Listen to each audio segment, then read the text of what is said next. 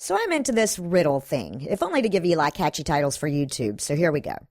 What does a woman who wants an abortion in Louisiana need that a blind person who wants to go hunting does not? If your answer was a 72-hour waiting period, then give yourself 2 points and scream into a pillow, because our first story tonight is that the Louisiana legislature passed a bill this past Wednesday, increasing the mandatory abortion wait time from 24 hours to 72.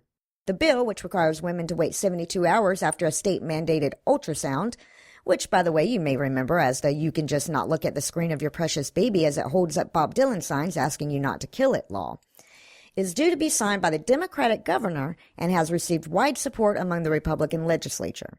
Legislative Director Deanna Wallace, who looks like Vin Diesel wearing a merkin on his head, Google it, y'all, it's a solid fucking comparison, said of abortion, quote, "Many of them regret the decision later in life," end quote, and that the measure was, quote, "empowering them with additional time to consider all of their options," end quote.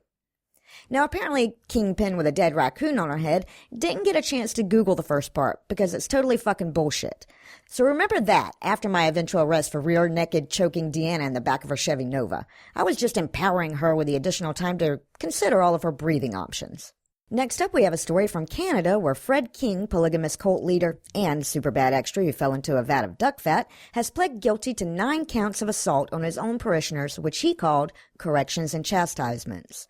King's chastisements included stripping parishioners naked, punching and kicking children, spitting on them, and pouring water over their head. His admitted victims ranged in age between an 11-year-old boy and a 63-year-old woman. Among the charges that were withdrawn were 6 allegations of sexual misconduct, including on a young girl and a woman. In 2 cases, the charges alleged repeated sexual assault. No explanation for not proceeding with them was offered in court, and Martin declined to comment until sentencing.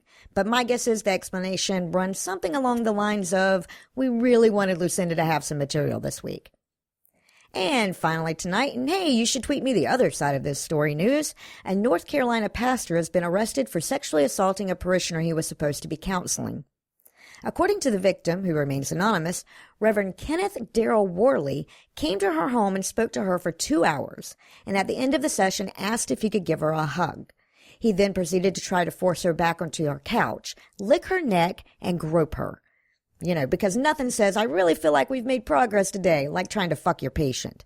The victim came forward because after months of police investigation, Worley, who's still senior pastor at his church, by the way, eventually faced a whopping charge of misdemeanor sexual battery.